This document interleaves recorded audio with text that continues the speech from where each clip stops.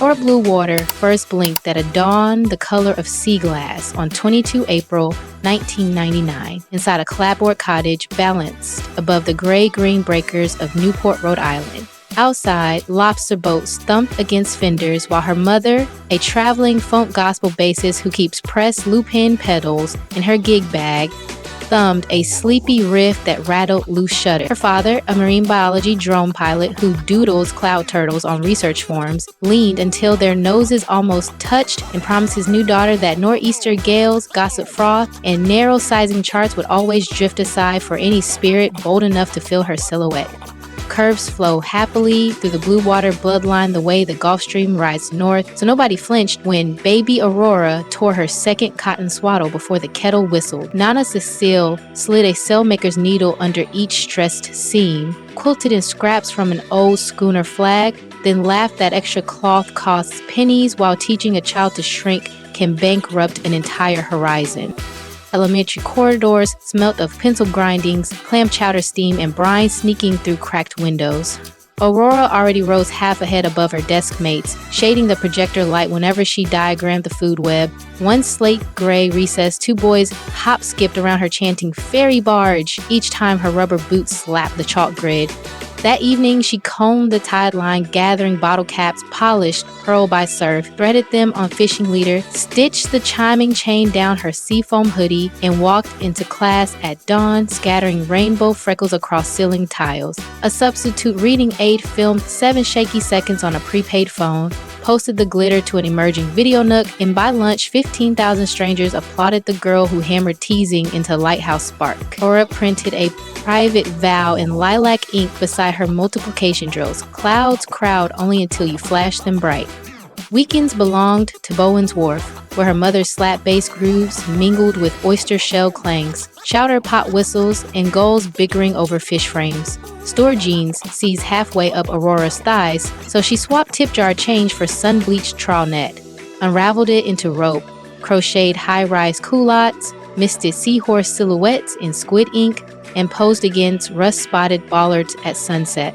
While her cousin snapped grainy frames, she uploaded each shot into a diary she called Doc Lantern. The same week, a photo-sharing app fluttered across patchy coastal surface. Captions oscillated from ocean slang to direct English truths like "Curves anchor gale gusts, steadier than stone jetties."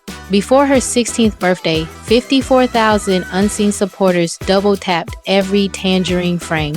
Proof that distant screens hush cafeteria whispers faster than any assistant principal's glare. A Wave Energy Scholarship sailed her south to Savannah College of Art and Design. Daylight dissolved in hydrodynamic studios. Nights belonged to a 24-hour gumbo stand lit neon melon beneath live oaks. The heat lamp became her only softbox.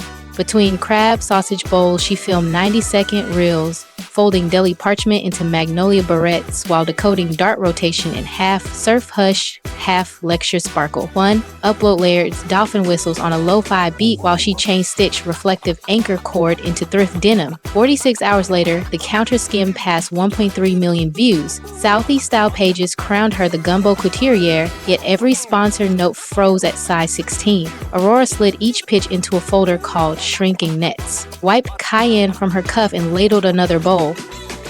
As hurricane season, delivered an email from Columbia Sportswear inviting her to co-design a nor'easter shell capsule named Coastline Pulse. She replied with 3 granite principles, patterns up to 60-inch hips, half the creative crew hired from community college fashion program, and 10% of net profit channeled into oyster reef restoration along Narragansett Bay.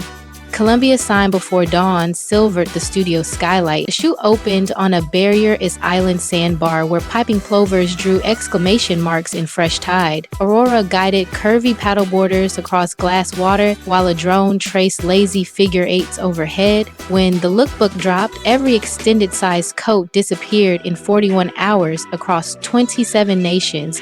Doc Lantern vaulted beyond 700,000 hearts. Still dusted with Old Bay seasoning, she propped her phone on a stock pot lid and live streamed damp-eyed thanks beneath buzzing fluorescence. If the swell of this story is already tugging at your ribcage, tap subscribe right now. One click plants you on the prowl so the next adventure lands in your feed ahead of the algorithm drip. Spotlight shimmer assumed, lured rumor galls. A gossip vlog claimed Aurora sucked her waist tight with steel stays beneath those Columbia shells. At dawn, she paddled a cedar board beyond the eelgrass fringe, stood anchored in sports bra and linen shorts, traced each stretch line with crushed bougainvillea powder, and rumbled a bass groove so deep the water stilled. 10 million viewers reposted the jam titled Bougainvillea Proof, brushing magenta pollen across their own curves until gossip washed out like spent foam. Gumbo wages, braided with capsule royalties into blue water butter, whipped custard folding, spruce tip butter, sea kelp oil, and mica sparks that glimmer pearl under phone flash. 19,000 tins cooled on her father's chart table, lids tied with braided Creole line, each tag stamped "Moisturize Your Horizon." Inventory vanished in 83 minutes, raising $197,000. 20% seeded beacon grants that send industrial surgers and hydrophone kits to plus-size teens in shoreline schools from Bar Harbor to Cape May. 8 months later, 36 grant winners floated a fashion and well-sung gala on a refitted lobster scow frosted in LED kelp, streaming to dawn desks from Nairobi to Newport Fashion Week etched New Wharf floor when a gusty vent sliced her emerald mesh gown from rib to knee 90 heartbeats before catwalk. Aurora yanked neon dock rope off a rig cradle, laced the tear like boot hooks, and strode the runway as if the splice slip in every sketch. Camera shutters cracked like clamshells in hot oil. Vogue Atlantic christened it Rope Cadence, and another million lantern voyagers surfaced before jazz horns warmed the after party.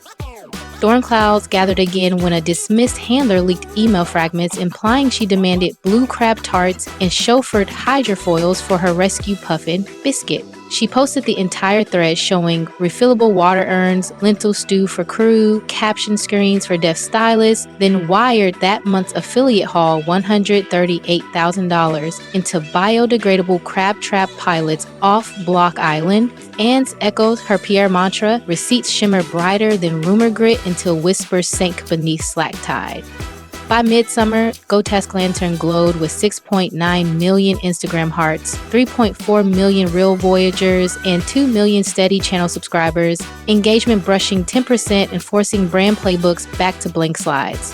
Cartier invited her to headline a Topaz Surge vignette filmed inside the Fresnel lens at Beavertail Lighthouse. She accepted once Cartier funded therapy stipends for squid boat deckhands battered by winter storms. The finish real, her wrist scattering amber chips across iron ribs, became Cartier's most saved post that quarter.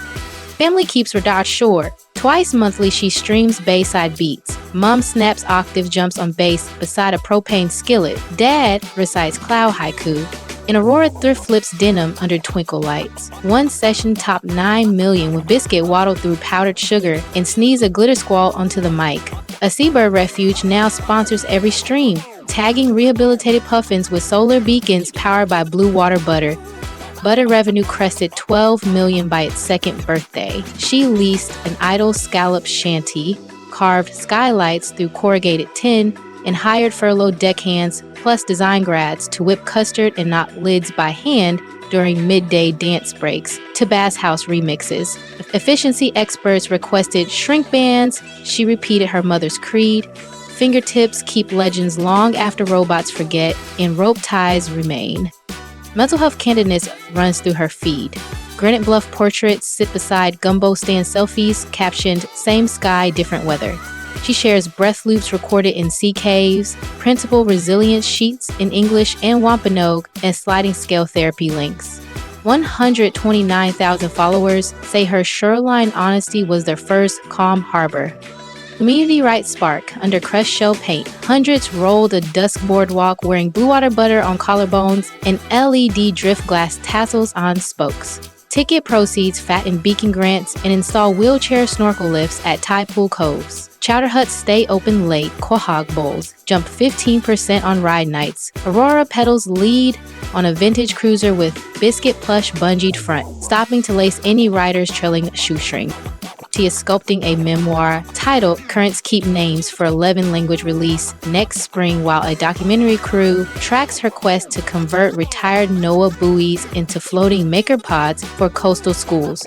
Puma's wide T-Wave Lantern sneaker launches next quarter, threaded and reflective rope and cushioned by algae foam, promising 10% of revenue to beacon ceilings around the Atlantic Rim. So if that subscribe icon is still ruby tap it, pale gray now, one gentle press anchors your rail so the next tide licks your notifications first. After playback, comms drift into the description.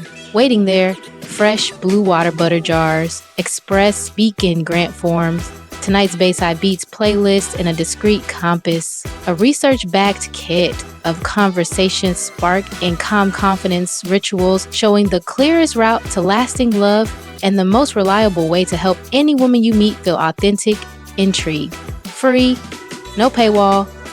If the bottle cap spine, rope cadence, gown rescue, or biscuit sugar sneeze painted even half a grin, smack the like heart, leave your brightest ripple in the comments, and share this journey with a friend whose cells hang slack. Every curve redirects currents, every scar refracts moonlight, and the Atlantic bows to any soul who plants 2 steady feet on the pier and greets tomorrow eyes wide.